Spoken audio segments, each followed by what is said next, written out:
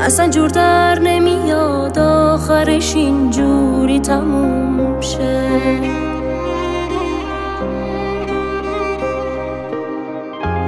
چجوری دلت میاد بری و چشمات آرزوم شه.